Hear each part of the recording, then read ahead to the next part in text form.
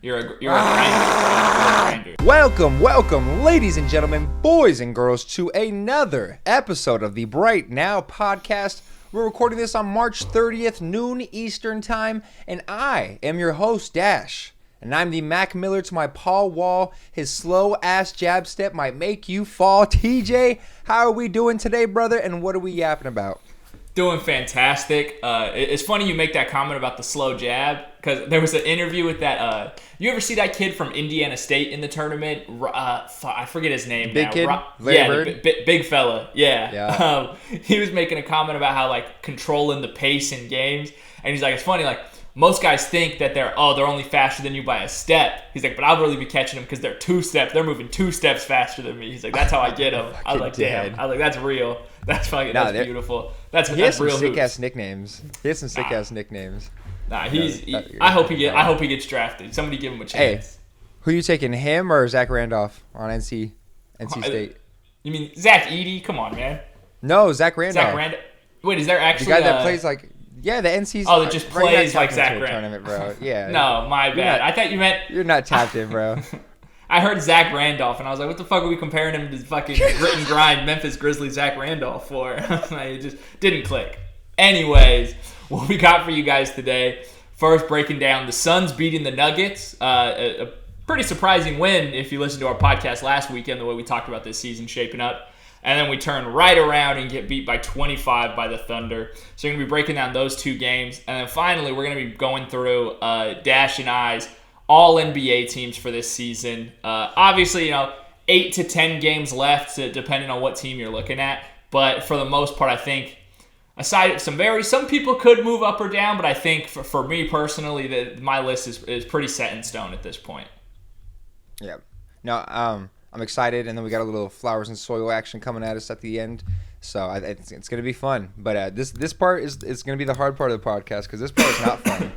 We're starting off with basically my whole take from this week is, what the fuck is this team? I mean, the Suns beat the Denver Nuggets at Denver 104-97. No Jamal Murray, no Yusuf Nurkic. Kevin Durant spazzes out, has a great 30-13 performance. But TJ, I know this is a big win, but I'm still not super confident in this at all. Like, I know I've turned into the pessimistic Suns fan. You were the one on the last podcast kind of trying to bring me up, stay a little hopeful, but holy shit, we still threw 17 turnovers. A problem we haven't cut down on at all throughout the year, and it's not magically going to get better at all. No, and like you said, it is good to get the win. We outshot them by a hair from the 3-point line for sure. You make 6 more threes than the other team. That puts you in a good position. And it does kind of lend itself to the theory that, hey, the Suns might just be able to outscore the Nuggets. So getting a win against them when Book does only have 17, that's not exactly what you think the recipe would be for us to beat Denver. But it worked out this night. I don't know how consistently we could bank on that in a playoff series. But without them having Jamal Murray and us not having Nurkic, we're both somewhat shorthanded. So I'll take it. It's a great win at the end of the day, and kind of one that we stole looking down at the rest of our schedule. And I think the really positive part of it is we took the lead pretty early in the game and didn't look back, which is one of the first. We don't get a lot. We haven't gotten a lot of those this season. No, we always let teams fight back and make it close near the end. And this one did still feel, somewhat hanging in the balance near the end. The starters still had to close it out. But we at least were in control of this game, which is a very good feeling. And the polar opposite of what happened against Oklahoma City the next game. Yeah, no, I don't want to jump too far ahead. Let's stick on the game a little bit because I wanted to ask you something real quick. I mean, we saw Thaddeus Young came out to clean the glass, grabbing 9 rebounds in 18 minutes. But he's not going to get any postseason tick, right? Probably not. And the problem is I just don't... Honestly, I don't know with Frank Vogel. He might start throwing Azubuike back in the lineup in the playoffs. I have no clue what this guy's going to do. Thaddeus Young, when we signed him, I thought it was going to be a good additional piece just to get a true power forward in the mix to help us with some size, especially when Nurkic isn't in the game. You can kind of maybe put him next to Eubanks, but then you have 2 kind of offensive, not zeros, but you know what I mean with those 2 guys. Yeah. So I'd be surprised if we threw Thaddeus Young out in a playoff series, but Frank Vogel at the end of the day, I think he might surprise himself but with some of his decisions. Yeah, relatively unpredictable. I know this is Suns talk, but I wanted to talk about the Denver angle just for a second. I mean, we saw some of the weak points, and something that they were banking on was their young guys this year. And that's going to be Christian Braun and Peyton Watson. But they really got killed by these guys in this game. They only combined for 5 points in the 34 minutes of play. Do you think this is going to be an issue coming down in the postseason, or do you think it's going to be the same thing that we saw last year? It makes you worry somewhat. But like I said before, if you look at just their throughout the season, they show up more often than they don't. So you could just kind of chalk it up to bad luck and just a bad showing. Everybody's going to have bad games sometimes, especially a rookie like Peyton Watson, and then a second-year player that gets 15 to 20 minutes a game, right? They don't have a super large sample size night to night. So if I'm a Denver fan, I'm not concerned, mostly because we got the big fella in the middle just controlling everything. And if Jamal Murray's going to be right, then you really don't have a reason to be scared of anybody. Other teams might start licking their chops and just going, hey, we have to really win those minutes when Braun and Watson are on the floor and maybe Jokic isn't in the game. So it gives teams an angle to really attack, but I wouldn't say if I'm Denver, I'm not sweating about it because I still trust those two.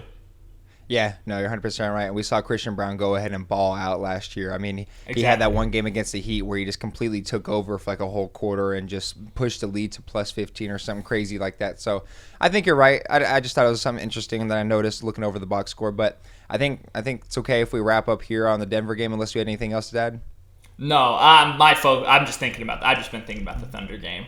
Right? Oh, the game where we lost by 25? Exactly. That's all I can think about at this point. Yeah. Give us some initial thoughts. Just blurt out. What are some blurbs? So it's just the highs and lows of this team yet again. With you beat the best team in the West. At the time, they were the 1 seed. They've already dropped back down to 3. But half a game back. Exactly. Like just sliding around the standings, but still probably the best team in the league if you really want to be honest about it. And then you just turn around and lose to a Thunder team without their MVP candidate best player in Shai Gilgious Alexander. And it's just this team, we can't do the simplest of things. We were talking about it on like the text chain and then before we started recording, but like 2-on-1 fast breaks are just the opposite of guaranteed for us. I would rather just run a half court set at that point. Just pull it out because we cannot capitalize on it. I've seen it maybe work once for us this season. And even when you'll see one running up with Book and KD running the 2-on-1 and it'll be a sorry defender. And then the guy will still figure out a way to poke the ball out because we're either making the pass too late, we're not making the pass at all, and we're just forcing a bad shot, or it's just really poor execution on the simplest of basketball things. Like this is stuff that you run, like you teach 10-year-olds how to kind of execute on those possessions, and we can't get it done. We just throw the ball away countless times. It's just a true sign of a team that's just dysfunctional at the end of the day. Because those are Denver gets a 2-on-1, it's going to be automatic no matter who the two guys are because they understand those fundamentals. And we're just so worried about hitting mid-range pull-ups. No, I think you're right, and it's just like I said, going back to the basics, and it's a reflection of our turnovers as well. Just in multiple of those scenarios, I feel like I've seen it all year, and we didn't really talk about it in the Denver game, but the same thing kind of happened. There was one distinct play where Devin Booker was coming down with Royce O'Neal 2-on-1 fast break, and I can't remember who was defending it. It might have been like MPJ or something like that. And Booker was trying to get too cute and just pass the ball late to our boy Royce O'Neal, which I think he should have just gone up with. And Peyton Watson hustled his ass off and came in and deflected the ball, dead ball. And it's just a stupid situation. Like you said, it's what we teach our 10-year-olds. I mean, it should be the most guaranteed bucket in the game. You got the numbers on your side. And really the only time it should ever happen is against the greatest defenders who just guess right? I mean, how are teams guessing right over and over? I don't think we're that unlucky. I think we're just kind of dumb. Yeah, no, we really are. But, I mean, looking at it from that angle, I mean, Isaiah Joe also was looking like an all-NBA player last night against us. Just lit us up. How many – I know he had 4 threes in the first half. What did he finish with? I guess he didn't hit another, but that was enough in the beginning. Didn't matter. Right? It did not matter. They were up the whole time. Josh Giddey legitimately looked like 2018 Ben Simmons, the way he was getting to the rack. He was blowing by everybody, finishing at the rim with, like, no help in sight. That's one of the most annoying things. Like, we have the worst help defense in the league most nights. Like, people just don't rotate over. It's just if you beat your guy off the dribble against the Suns, you're getting a layup. Like, you're scoring. Yeah. It doesn't. You're going to get the bucket. And that was what Josh Giddey was doing to us all night. Like, it wasn't even like you would have expected if, looking at it the next day, you hear the Thunder won by 25 against us. You'd be like, oh, SGA probably had like 40. I was like, oh, no, he actually didn't play. I was like, oh, Jalen Williams probably had like 30 then, right? Like he was really, now he had 16. Like they just beat us with a well-rounded effort from guys like Cason Wallace, Isaiah Joe, Aaron Wiggins with 15, like Lou Dort chips in 11. Like it's just a consistent. Chet Holmgren was 6 for 10. He only took 10 shots in this game. We just couldn't, and we just got boat raced. And probably the most despicable thing about it was that we actually pulled our starters before they did. Yes. Like most of their guys still had consistent minutes in the fourth. Their starters playing like at least like half the quarter before mailing it in. And then us, we gave our guys 2 minutes of run, and then we just waved the white flag. Which at this point, like we can't afford to be waving the white flag on points like this in the season. Like the standings are too important. Yeah, no, I 100% agree. The Oklahoma City Thunder just have our number, it seems like, at this point. I mean, I was kind of confident in the playoffs if we did match up with them and us being a lower seed that we'd have the ability to beat them. But golly, man, I don't know. It's looking like they want all that action and that we're not about it. And my theory with that, like the Thunder specifically with us, like it's not that the Thunder are a bad matchup for us. Like on paper, you think that we would have like more size than them and it would be favorable for us. Problem is we're not a bad matchup for the Thunder, right? Yeah. We don't beat them by enough to where it's like, yeah, they're just going to go out and kind of outrun us, out hustle us, out coach us, and do all those little things to help them win the game when we really don't do any of the little things. We are just concerned about hitting jumpers. Yeah, it's mad annoying. I also wanted to ask you though, this week our guy D-Book has not had very pretty performances, especially in this Oklahoma City Thunder game where he had 14 points on only 44% shooting, only shot the ball 9 times. Is there any concern there? Does it mean something, nothing, or everything? It 100% means something because it means something for Devin Booker in terms of being the best shooting guard in the league. You really can't have nights like this if you are going to be considered a top 10 player, which for most of the season, like I know that the Ringer has consistently had him as a top 10 guy, and we've seen it for most of the season. I mean, I assume both of us have him on our All NBA team somewhere down the list, but we can't afford to have shit like this at this part of the season. This is the most important part of our season to this point, and we need you to show up, especially against a Thunder team who, on paper, without SGA, is kind of shitty. They're a really young, not shit, but they're like a really young team that we should be able to dominate against. And Lou Dort was guarding KD. It's not like Booker had to deal with him. So I think that is just, it's really frustrating. From a guy that's tried to defend and tried to push the Booker top 10 agenda and best shooting guard since Dwayne Wade type stuff, for the fact that like Anthony Edwards is just coming for him at that position. Like preseason next year, it's all going to be talk about him being the best shooting guard, and Booker kind of let it happen on his watch.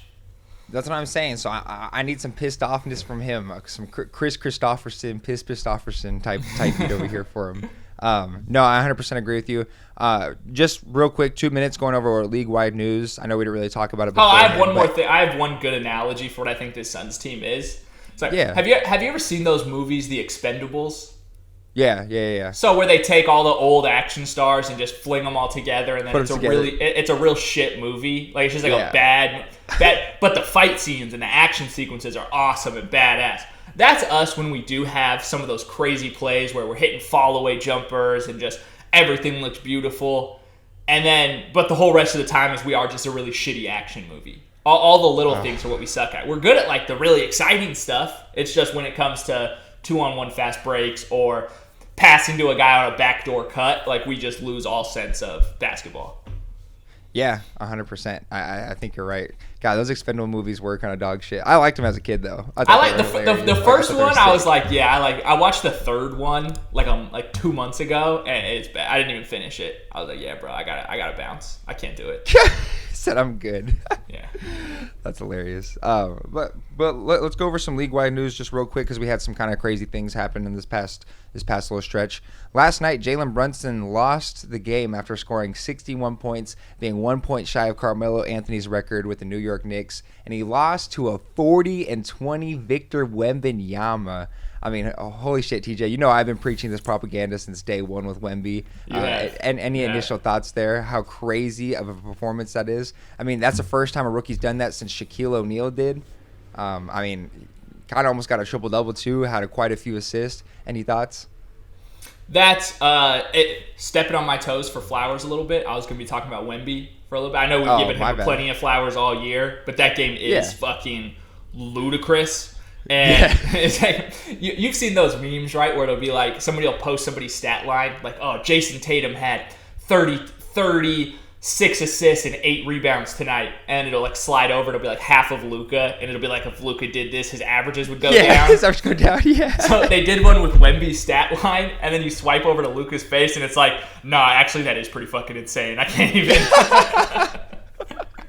That's real as fuck. No, and that's how that Wemby game really felt and just is. Like, Jalen Brunson beating a guy with 61 points is crazy. I guess Wemby, he remembered what it felt like to have Embiid give him 70. So he's like, hey, I'm not losing this fucking game. And what did he have? He had the game-winning block too, right? Yes, bro. Had the clutch fadeaway 3 in overtime. Yeah. Like, come on, dude. Come on.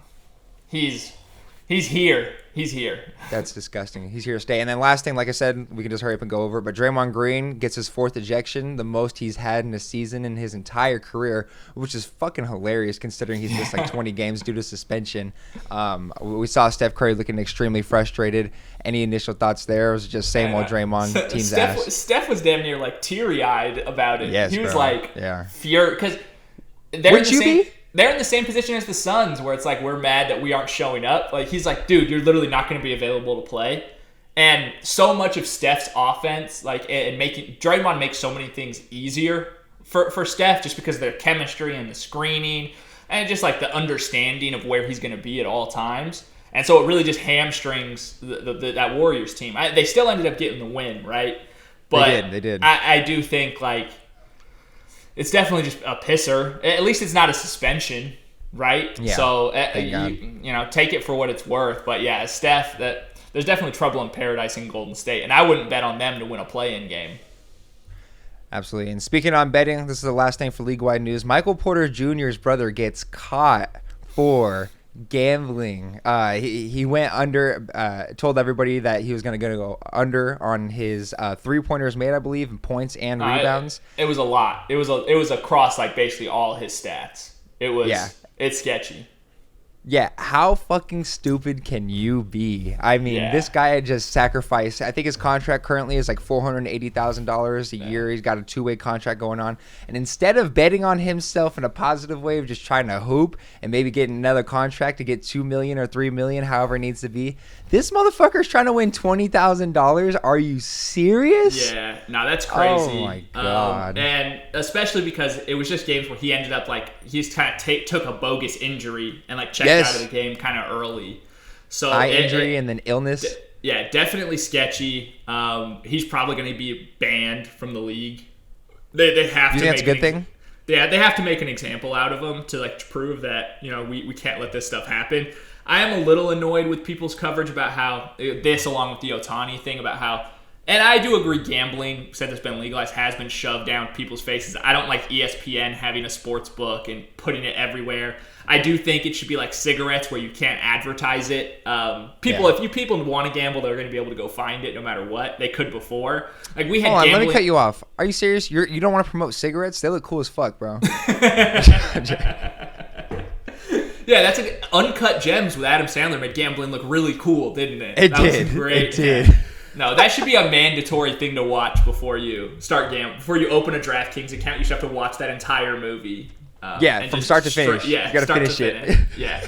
But no, like we had those like Pete Rose, his scandals in the 70s and 80s. Tim Donaghy and all the shady shit that him and Joey Crawford were doing with NBA Finals games. Like, you just can't let it start to threaten the integrity of the game. So they have to make an example out of this guy just to kind of reset the tone like the NFL did with Calvin Ridley suspending him for a season. I think it should go probably a little farther with a ban because you just can't manipulate the game like this. It's bad for everybody. Yeah, and it's so weak to bet on your unders. I mean, wasn't Pete No. Rose the guy who was like, "Nah, fuck that. Like, I'm about to go He said, over on yeah. everything right here." Yeah, I'm he about to said get he these never wins." bet against himself. That's what he said. He said if he ever bet on games he played in, it was on their team to win. So say what you want. Most people, yeah. I My think it's dad kinda always cool, says actually. that Pete Rose actually isn't in the Hall of Fame just because he's an asshole. He was just an asshole to media members who vote, so that's why he's really not in. And this is just kind of like the excuse. Same thing with Barry Bonds. The press hated Barry Bonds because he was an asshole and didn't do interviews. Barry Bonds should be in the Hall of Fame. Barry Bonds should be in the Hall of Fame. Just everybody know that. Everybody Yes. know that. But anyways, we'll wrap up that part of the podcast right here. We're going to be coming up on the meat and potatoes, and that's going to be our all NBA teams coming up next. Devin, if you end up seeing this, I just want you to know you are my sunshine, my only sunshine, and always remember that. And we're back talking about our all NBA teams. And TJ, start us off. I think this first team all NBA is going to be similar, if not damn near identical.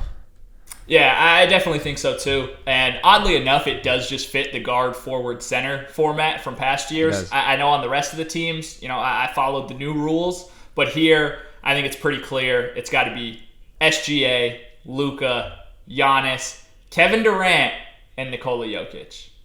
Is that your same team? I think we both predicted this one would be the same. Yeah, this is the Bright Now podcast. I had considerations for Kevin, but I mean, he's also just been hooping his ass off, consistently Absolutely. playing games, averaging, Fifth 28? in scoring. Come on.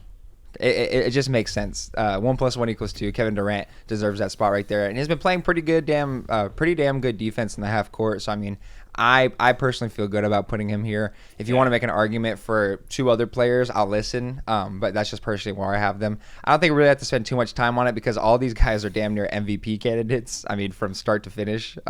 If Kevin's team could actually win some fucking games, he would probably be considered in there too. But yeah, I mean, these guys are all very much so deserving. The top talent of our league by far and large.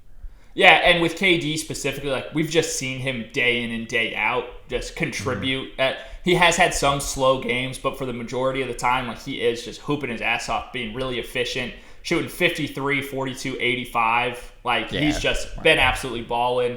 Kind of just quick rundowns on each of the other guys. Like they pretty much are the player efficiency rating leaders. Jokic, he's first. This season would actually be the 20th best ever. Yeah. This would be the 20th best PER season ever, and he already has the highest season ever. So that's another one. Third MVP coming soon for him. Giannis should probably have louder MVP buzz, but I think the Bucks dysfunction has worked against him in that way. He's second in PER. SGA's third. Luka, he's fourth. Like just a triple-double machine, right? 33.8, 9 rebounds, and basically 10 assists. So, the 5 is pretty set in stone, and that'll probably be close to the top 5 MVP. But like you said, KD is probably getting slid out in that conversation for somebody like Tatum. Yeah, 100%. And speaking of, let's move on to the second team here. I kind of went by talent-wise, and I think with most impactful, because I know, like I said, we're not doing the point guard to center. So I kind of ranked these guys in order. And so start out with my second team. This guy, great to see that he even was qualified for this. Really cool to see. Was a big fan of this guy, especially after the 2019 run, and that's Kawhi Leonard. He's been absolutely hooping this year. I know the Clippers have been on a bit of a skid as of late in this past almost month and a half, but he's still consistently been putting in work. Very efficient scorer, and you can always count on Kawhi. A ton of clutch buckets this year. If you've watched any of the Clippers games that have gotten close down the line, he's had like multiple and ones where he just absolutely muscles through people and finishes over contact. So go ahead and put him up 3. Really impressed with his game. As always, the robot's killing it. Do you have him on your second team? Kawhi is on my second team for the exact same reasons. 52, 41, 88. Like the reason the Clippers still have a shot at a title. Yeah, no, I think it's good there. So we agree there. Secondly, I have our guy, Jason Tatum from the Boston Celtics. And this is one of those guys, but both the guys, Kawhi and Jason, are the guys that I'll listen to if you think that they should be first team All-NBA. I mean, Jason Tatum's leading the best team in the league, the best player on the best team. They're about to probably have a 60-win season right here. The only reason why I didn't put him first team, and I know you shouldn't necessarily count team statistics in this, but Jason Tatum's team is a plus 15 without him on the court for this season, or it was plus 15 like per game when he's off the court. And so, I mean, his impact is definitely felt. But I mean, he's got an amazing team around him. His efficiency from the field could probably be a little better with such a great squad around him, only shooting 47%. And 47% is not like trash by any means. Don't get me wrong. I mean, you're averaging 27 points, but he's got a great squad around him. But if he was 50%, he'd be first team. Like, it's one of those things where if he was 50, 40, 80 instead of 47, 37, 80, it's just kind of it's a different feel. But yeah, I'm with you. Best player on the best team situation. It just makes sense. He probably will end up being on the first team. Just like the East Coast media bias is going to get him on there. So we're the same through our first two. So let's see who else you got. All right, and this third one right here. This was nut cutting time. But I think this guy absolutely deserves it. Leading his team after everybody was absolutely shitting on the trade that they made. And that's going to be Anthony Edwards leading this team to a top 3 seed, absolutely locked in for the top 3 seed. Could be, you know what I'm saying, they could absolutely make that push for the first team. He's been hooping his ass off, even with his second running mate, Karl Anthony Towns, being out for the year. Just showed so many times. Same thing as the Kawhi stuff in terms of how clutch he is, especially defensively on those one-on-one matchups. Absolutely love what I've seen from him, just hounding the ball, playing both sides. That block, he's got the moments. He's got some game winners. He's got the shit talking. And he's going to be a future megastar in this league. He's already a superstar at this very moment, but he's about to be a megastar in these next coming years. And I think a second-team All-NBA is absolutely deserved for the fourth year player, third or fourth. Yeah, now you got me second-guessing it. I want 2020, 21, 22, 20. Yeah, four-year player. Yeah, fourth year. What the hell? Yeah. Look at us. Figure it out. He's on my team as well. Anthony Edwards on your second team? Okay. Yes, absolutely. He's going to be first team for a while after this, right? Yes. Theoretically. Yes. They've won the 7 of their last 10, which I think that includes like 2 games still with Karl Anthony Towns, but still, like, just really been tearing shit up still. They climbed back up to the 1 seed the other day. Obviously tied with the Thunder right now. It's going to be just a rat race to finish that off. But he's easily on the second team. He's the reason that they are as good as they are. It was his leap, his growth from the last season that has really catapulted them to this level. Yeah, really excited to see how he's playing. All right. This next guy right here, TJ. This is a guy that I think heavily deserves it. I don't think he'll be placed here, but he's been absolutely slept on. Been 7th in MVP voting all year. Broke the record for most consecutive double-doubles, and that's Domantas Sabonis. He's been the absolute engine of this team, leading the league in rebounds, being the hub of an offense, almost averaging a triple-double with insane efficiency of 60+% from the field. I think this guy absolutely deserves a spot.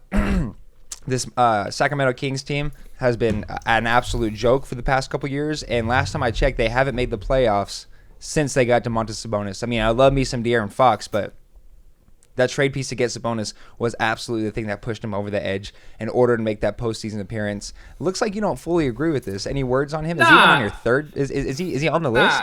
Yeah, So he was not on my second team. He was on my third team. Okay. Part of the knock on him, what had dropped him down there, was them being, an 8 seed and, not being as good as they were last year. I know the health is a big factor on that, but just the energy on him these are all narrative awards, and I feel like that has kind of, they're in a mode where last year they were just playing with house money, how awesome it was, and this year it's like, all right, actually, like, how good are you as a team? So maybe that was maybe an unfair reason to drop him, but that was why I had him on third team instead. What about that Kevin Durant guy? So no, that's different. He's a hooper. He's no, that's different. Ethical hoops versus down and dirty hoops. No, it's different because this is the goddamn Bright Now podcast. That's why it's fucking different. You're gonna give the king some love. So who I had my final 2 players on the second team were, just to see if either of these match up, Devin Booker, 7th in scoring and 11th in assists. We all know what we've seen from him all year. And then the second one, which is maybe my biggest reach, is Jaylen Brown. Ooh. So I went with him. I liked it because I felt the Celtics deserved to have their two guys represented on these first two teams. You don't win 57 games, potentially 60, without having like two elite guys. And when Tatum does step back, Brown is always stepping up. People were concerned about his huge contract, but it has honestly been worth it the way they've been playing. And he's averaging 23, 5.5, and 3.6 assists in 33 minutes a game because they just beat the shit out of everybody. So those parts of it were just really, I felt like Jaylen Brown really deserved it on here. I'm a huge Jaylen Brown fan, period. Me too. So I was really with him there. And then, like I said, Booker on here because of all those same points. But I get it with the Kings. It doesn't make sense for me to not have Sabonis high and have two Suns on the first two teams, but I don't give a shit. This is how I feel like it should be. Look, so this is why I'm open to discussion with changing around the teams post reading him off, because I love me some Jaylen Brown just as much as the next guy. I think when it gets down to nut crunching time, I think a lot of times we see that Jaylen Brown is the one that's stepping up and making these plays happen. Seems like he's the guy that wants the ball. I think he has a high IQ, and as much as you want to talk him about his left hand, it seems like this year he's made a genuine effort as to making that happen. He's able to hit those pull-up jump shots going left, and that was just not even a thing last year. Yeah. So I've been extremely impressed with his play, extremely efficient. Really, I don't know if underrated is the right word, but like not really noticed as a really good defender in this league, in my personal opinion. But both of those guys are my third team. I did not feel comfortable at all having Devin Booker. Book. I didn't feel the thing that changed it for me was the 11th in assists. Once I saw that and was like, okay, like he had just like a high level. You're 7th in scoring and 11th in assists, like. That feels like second team All-NBA stuff to me. No, I absolutely get it. And maybe that's my fault for factoring in team success, but I just like, that's why. I got to hear who your last guy is then. I'm surprised you didn't have this guy. Jalen Brunson, the 4th seed in the East and absolutely killing it all year. He has the moments. I mean, you see last night, he did everything in his power to get the Knicks to win last night against a fucking alien in 40-20 Wembanyama. But Jalen Brunson absolutely deserves it, averaging 27 and shooting an absurd efficiency this year. I mean, he's shooting well over 40% from three and taking it at a high volume. I'm kind of surprised. I mean, what is even the case to have him over I mean, just being honest, Devin Booker. I mean, I know this is the Bright Now podcast, and I hear you with the 11th in assist, but how can you justify having a first team and a second team player on an 8th-seeded team or 7th-seeded team in the Phoenix Suns? They average the same amount of points. Booker averages more rebounds. Booker averages more assists. Booker shoots better from the field. He's slightly worse from three, but better from the free throw line. From an efficiency standpoint, I think Booker clears him. And you know, what about the injuries that he suffered all year? It's a weak East. I don't give a fuck about injuries. Did he hit the 65 game threshold or not? I thought that was the rule. Now I have to worry about. I'm talking about Julius Randle and OG Anunoby, his fucking teammates, and he's still coming out with wins. Yeah, this isn't a team award. This is an individual award. It's not. That's what I'm saying. He's carrying the boat. Different. No, I just think carrying the boat. He's a third team guy. I watched the games. How is he a third team guy? He's the best point guard in the East. Yeah, a shitty Devin Booker's conference. not even the best.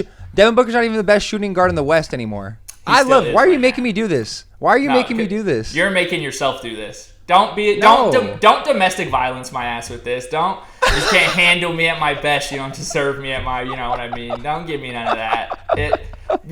Booker is better than Jalen Brunson. Becky Hammond told you so, and you should know. Fuck out of here. Becky Hammond. It's just the reason that Jalen Brunson does get all this buzz is because it's fucking New York, and he's regarded as like 10% better than he actually is because he has a Knicks uniform on. I'm sorry, that's just the facts, and I will always ride for the West Coast guys over the East Coast guys. Maybe it's a own personal. And you're probably right. I'll give it to you. Jalen Brunson probably will finish second team over Booker. It's just if I had a ballot, I would never have Booker below Jalen Brunson. It just sounds like you're totally discrediting what Jalen Brunson's done for this Knicks team this year. I mean, you don't respect what he's doing at 6'2", one of the best. I have him on third team. I have him on my third team. I'm just saying. I mean, I guess I hear you. You're just. It's too disrespectful to say that you're a top 11 player rather than a top 10. My bad, Jalen. Fucking A.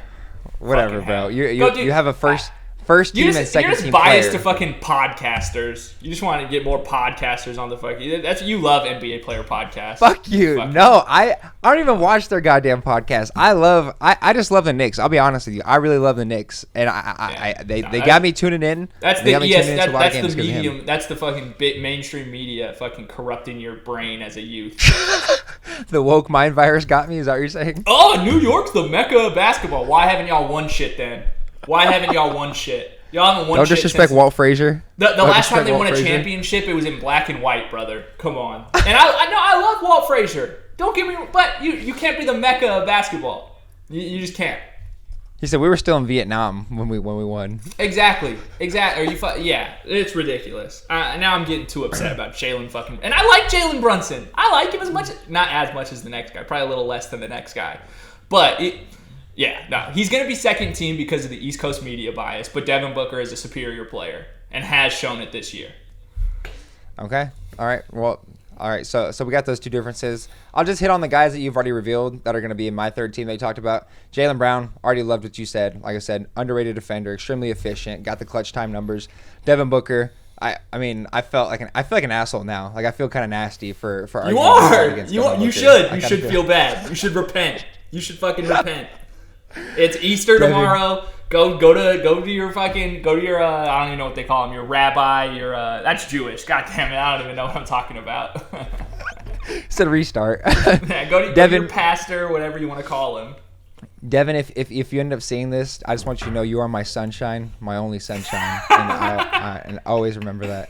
I don't know. I'm supposed to be the book, and I'm supposed to be the book hater of the two of us. You are. I'm the book hater of the two of us, and look what you're making me do.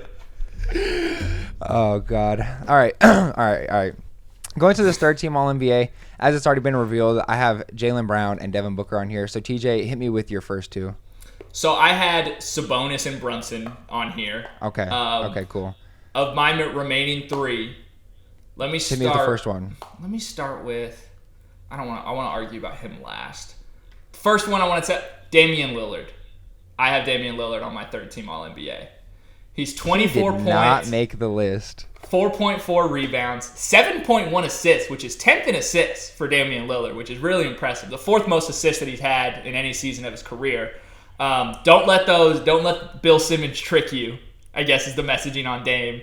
They're still, for all the talk about the Bucks being so goddamn dysfunctional, they're 46-27 and have the second best record in the East. Like, why are we acting like they're on fire and have been on fire all season? I know the defense looked bad at first. I like Doc Rivers more than most people on social media do. So, and I think Dame is just a star, an absolute star player that this team needs these two guys and able to move, and that's why they've won 46 games with a coaching change. Like, dealing with that and still winning. And he's, like, going through, like, a divorce and shit, and people are just, like, hammering down on him. Like, nah, I'm pro Dame. Like, let's get it done. So you know you're reaching a little bit when you got to bring the divorce aspect of give this man some credit. Give this man some credit. I've seen some of you motherfuckers go through breakups and not put up 24 in the NBA in the goddamn association. No, you're right. That I don't disagree there. You work in the service industry. One of your boys at the bar that's bartending with you is like, damn, me and my girl just broke up. Like, we've been together, a couple years, and we're breaking up now. And it's like, damn, bro, you can't even serve drinks right tonight. Like, you're just fucking everything up. And this guy's still dropping 24 in the association. You're right. Just the only thing that strays me away from it, TJ, is that I've seen too many 14-point games with this guy, Damian Lillard. There's been so many times throughout the year I'm really down on the defense. I think that's one of the main aspects as to why people don't believe this team into having any postseason success, because that dude is a goddamn matador out there letting dudes just fly by him.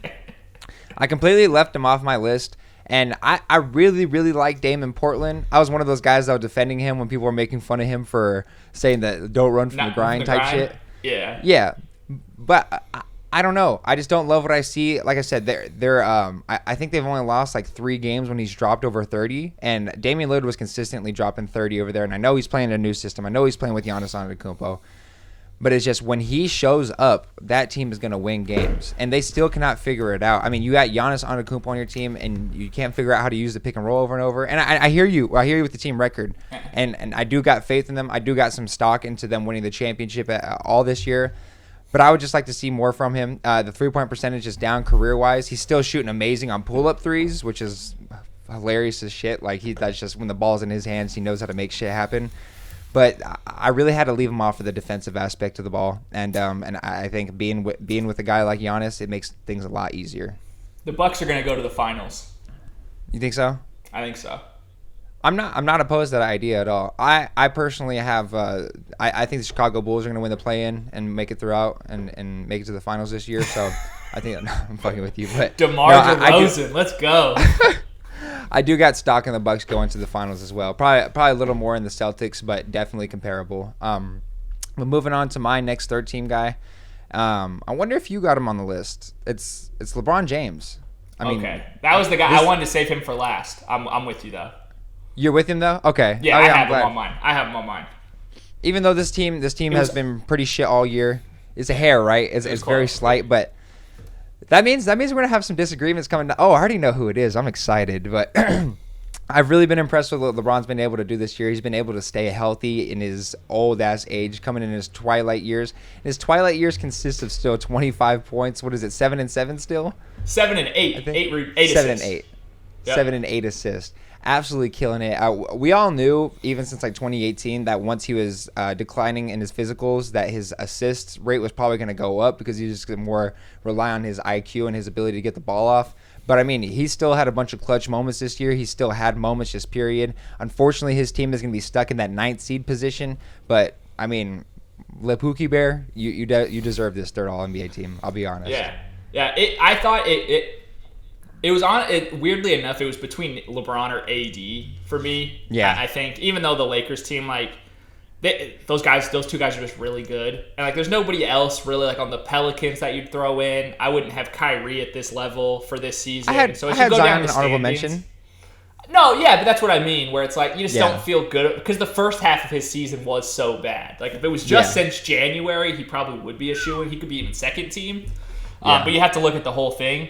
And yeah, LeBron, he's like from the advanced stat side, he has a PER of 23, which is still elite. He's 8th in offensive box plus minus. He's 6th in fucking VORP at 39. Wow. So that stuff just is really insane. So I guess I have one guy left that we haven't talked about. I think you have 2. I do have 2, and I'm kind of surprised. If you don't have one of these guys on the team, like I'm kind of surprised. All right, do you want me to go first? No, I'll go first. My bad. I got 2. My bad. I was all just. I got Tyrese Halliburton, and the guy that's leading the league. What the hell is that face? Are you serious? Yeah. Tyrese Halliburton's leading the league in assists still. I know he's had a shooting slump, but let's look over as a whole. I mean, this guy Tyrese Halliburton has been absolutely killing it, carrying this team to a 6th seed. He's got his number two running mate in oh my god, dude from Arizona. I'm blanking so hard right now. Benedict Mathurin out. He's a 20-point per game scorer that's just completely gone from the team. They got rid of Buddy Hield. He doesn't have his three-point shooter, a guy who he's played with since his rookie year, and he's still been able to figure it out. He's been on the up and up as of the last couple games, been figuring out how to shoot the ball again.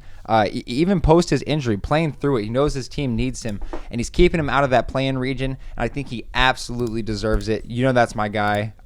But yeah, Tyrese Halliburton. Why are you so shocked by that? No Halliburton for me. I wasn't motivated by it. Post the All-Star break, he's only averaging 16. You have Damian Lillard. Get the fuck out of here. Post All-Star, Tyrese Halliburton's averaging 16 points a game. Bro, oh my god. Did you not just say with Zion you got to look at the whole year? You're just going against your logic. Are you serious? That's exactly fitting the logic. Zion had a shitty first half of the season, so he's out. Tyrese Halliburton's had a shitty second half to a season, so he's out. The All-Star break is after the half mark. Like, I mean, like, what do you mean? Like, he's stepping it up in these last couple games as well. I mean, we still got a few more games to go, and it seems like he's figuring it out. He has plenty of time to make All-NBA teams. The fact that you left this guy off, I know whatever his team hasn't been as good, but this guy has been. No, I got him. 10 times. You have Steph? Yeah. Yeah, then Dame. I would take Dame over Halliburton right now. Hell for no. sure. For sure. Why does a guy who's leading the league in assists not deserve any love? Are you serious? I just explained why. He's had a very he's gone into a slump in the second half of the year, and he's still been able to play make. He just hasn't been as good. He's still got his team wins. He doesn't have a second running mate, but Damian Lillard down. So now you agree that Pascal Siakam isn't a second running mate? Oh, I guess you're right. Yeah. So now, right. exactly. So what is it? Is Siakam good or is he not? Siakam is good. Don't get me wrong, but I'm sorry. I'm talking about the scoring punch. No, but that drop off is in his numbers from, and I know it was post an injury. Like, it's not totally his fault, but he hasn't played as good as he once was. And I think Steph Curry has, and I think Dame has been more consistent than he has. No, Dame has Giannis. Why are you acting like this is like apples to oranges? Dame is down in his numbers. And Dame is also he's still the best closer on the planet. Look at his numbers in the clutch. Look at his clutch points. Like, that's still a big deal. Halliburton's averaging 20 points and 11 assists. Yes, that is a great stat line for a guy in his fifth season. Mm-hmm. Yeah, that's great. He didn't do enough for me, and he still has to play in 3 more games. Is he going to do it? Yes, TJ. Where's all this Damian Lillard propaganda coming from? What is making you ride so hard for this man? I'm just so confused. The fact that the Bucks are the 2 seed, and it's because of Dame and Giannis. If they were just with Giannis, they would not be where they are now. And if they were just with Dame, they wouldn't be where they are now. They're both all NBA guys this season. Bro, I'm just confused because you talk about him being the best closer right here, but if you don't play defense for the first fucking 48 minutes of the whole 48 minutes of the game, of course you're gonna have some juice at the end. He doesn't even have to run the offense such as like Tyrese Halliburton does. I'm not saying Tyrese is a great defender. First of all, you're not allowed to make the defense argument where you're talking about Tyrese Halliburton and Jalen Brunson. I'm saying he's running the offense though. You can give the ball to Giannis at the half court and just tell him to run at the rim, and he's gonna get a bucket. That has nothing to do with Damian Lillard. That doesn't mean it makes it so much easier. Are you serious? So I didn't know that was the quality. I didn't know that it was supposed to be who all these very specific criteria about who your teammates are. I have Jaylen Brown on the second team. His team's really good. Jason Tatum's team. So are we only supposed to have teams that are fucking ass on the? Are we only supposed to have ass teams on here? Well, I'm talking about if you're going from the first team, the Celtics. Why don't you have Kyrie on here then? Didn't make the game threshold. You get what I mean. And Halliburton, is Halliburton guaranteed to hit it? No. Yes, of course, bro. Not. What? He's not. He's gonna finish it out. But no, 20 points, 4 rebounds, 11 assists doesn't move me. You're not even considering it. That's crazy. And their team doesn't play any defense. Like, as a whole, they don't play any defense.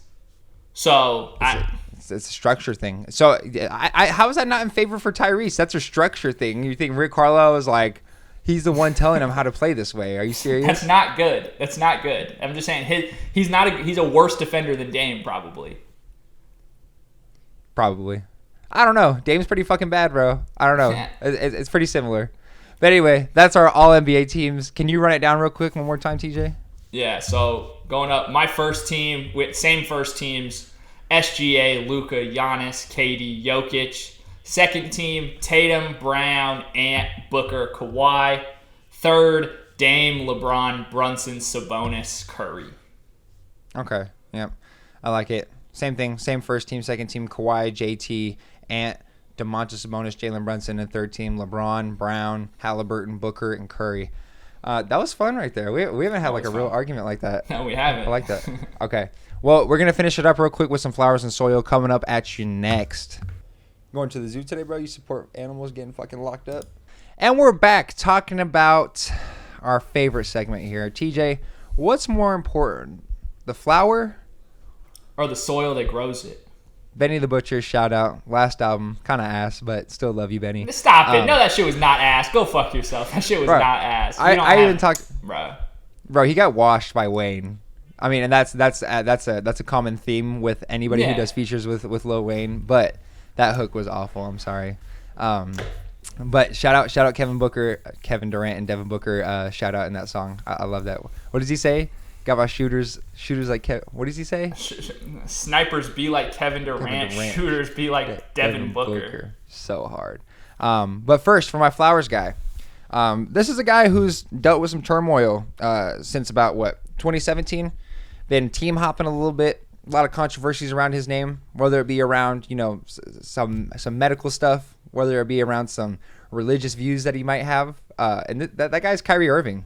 He's got this man is on the 6-game win streak. He's been absolutely Luka called him the Batman, but we know that Kyrie's a Robin. You only call other people Robin when you know you're Batman. Well, no, it's because Kyrie's Batman because Luka's Superman. You're right. That's you're really absolutely right. yeah. At the end of the day. But 6-game win streak, he's been averaging 27, 5, and 3 in this past week on 56, 50, 80 shooting. Been shooting the lights out from the 3-point line, taking him at a high volume. Last week he had one of the coolest game winners I think I've ever seen. He hit a running left hook over Nikola Jokic, which had the whole league on fire for about a week. I mean, every time I went to the gym, you saw motherfuckers going out there and trying to hit that shot and just airballing it or throwing it over the backboard. And I've just been so impressed with Kyrie. I mean, he is one of my favorite players. We've talked about it multiple times on this podcast. The best, probably like pound for pound guy in a sense, like in a weird way. He's a real hooper's hooper, as we've talked about before, and I just love what I've seen from him just in this last stretch of the season, just playing in all his games, not having any of the bullshit distract him. Seems like the state of Texas really just loves him. The city of Dallas just loves Kyrie Irving, and I've just been super impressed. I love his shot making ability. Obviously they've been learning how to fucking giggling over there. I just love what he's been able to provide for Luka, and it seems like that team is figuring it out, and it's very scary as a Suns fan to see, but as a basketball fan, they got things humming over there. Really impressed. Any thoughts on Kyrie as of late? Yeah, no, that's a really good pick, and somebody that just does deserve a lot of credit for what he's done this season. I know with the injuries and the time missed, like he didn't, not going to qualify for any of those awards, but yeah, has really been a really steady hand for this Mavericks team, which is a big surprise compared to how his last three teams, how his relationships have kind of gone with them, right? So definitely with you there. That game winner is the craziest shot I've ever seen, watched live, for sure, and probably ever seen on a highlight too. So yeah, I'm totally with you. Love it. All right, who's your flowers guy, TJ? Well, as I spoiled earlier, I just wanted to talk about Victor Wembanyama again, and specifically that game last night where he ends up finishing with 40 points, 20 rebounds. He's 13 for 22 from the field in 38 minutes played. With where are the blocks? It finishes with 1 block. Why did I think he had more blocks than that? Why do I feel like Basketball Reference is wrong here? Anyway, maybe I just got some misinformation earlier today, but absolutely just an astounding performance against a solid Knicks team, and your boyfriend Jalen Brunson beating them time.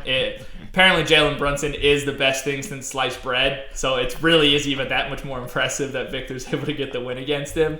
So in his last games, against Phoenix didn't have a great showing, but earlier against Memphis it had 31 and 16. Still has the ups and downs that a normal rookie does, but when he does pop, he goes big. Yeah, no, he might have the ups and downs of a rookie, or he might have some of the downs of a rookie, but not the ups. I mean, it's different. It's different. As I've already said, it was the first time someone's had 40 and 20 as a rookie since Shaquille O'Neal, a top 10 guy in a lot of people's eyes, and I mean, it looks like Victor Wembanyama is on his way to be one of the guys out here in the league. Still super impressed with how injuries have not affected him. All the times that he sat out has been strictly from the San Antonio Spurs, just being hey, we're not doing shit this year. But when he got you out there, let's go full balls to the wall now. It's nice to see that he's not just playing 28 minutes anymore.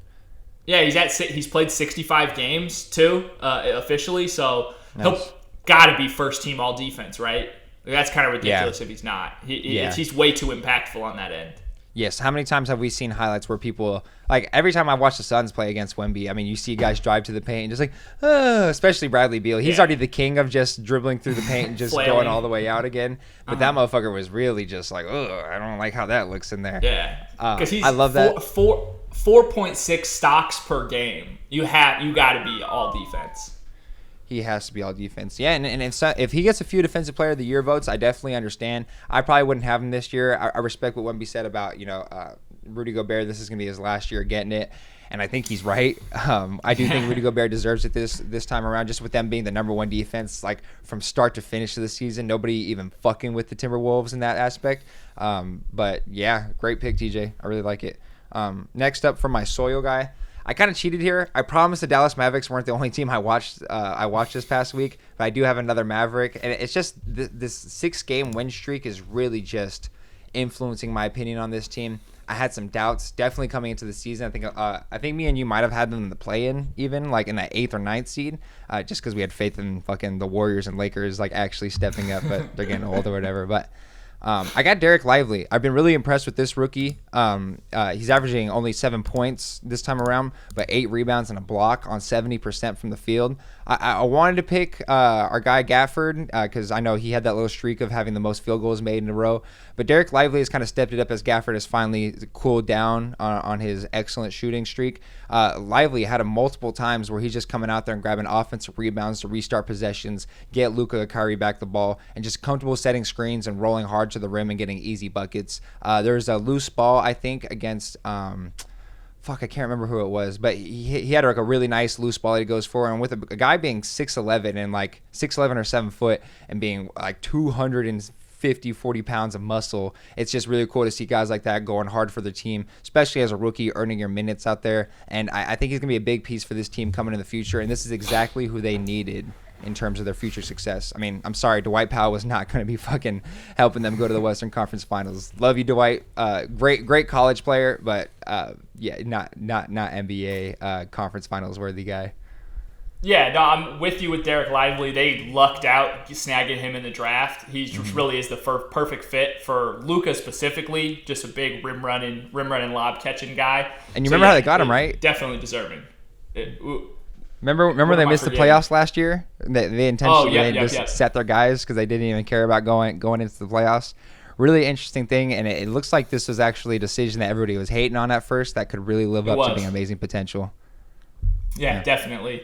For my Soil guy, I got back to the Atlanta Hawks with Bogdan Bogdanovic. Ooh. He, in his last game, they beat the Celtics in overtime. He had 24 points, shooting 9 for 19.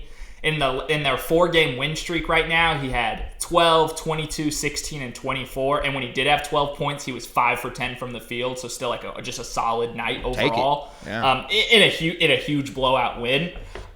So he really is. Honestly, I think he might be the fan favorite of Hawks fans. Like when you go to the arena, nothing gets buzzing louder than when he's knocking down threes and hyping up the crowd. He really is the fan favorite over there. Like because he's got sauce too. Him. He's got sauce. Exactly. Like, he's not just like a corny white boy. He's like a cool version of Grayson Allen.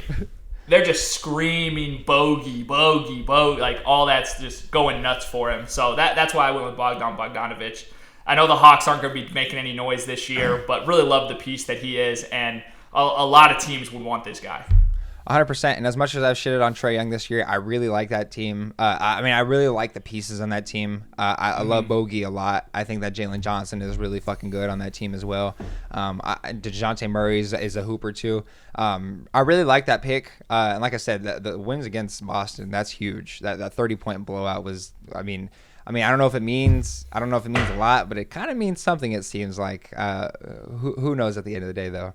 But that was it for the Flowers and Soil segment, and that's going to be it for the podcast as well. We hit that 1 hour mark. Let's go, ladies and gentlemen. A banger of a Saturday episode. Got a little argument between me and TJ as he shits on a fucking MVP candidate and Jalen Brunson. I'm joking, he's not MVP candidate. I'm playing. But yeah, TJ, any concluding thoughts out here on the episode? No, let's just hope that we can get through these next 8 games as painlessly as possible. Please! Sun 6 seed coming up. Let's go, fellas. Let's go. Let's get this shit cracking. But thank you so much for watching, ladies and gentlemen. And as always, y'all have a phenomenal rest of your day.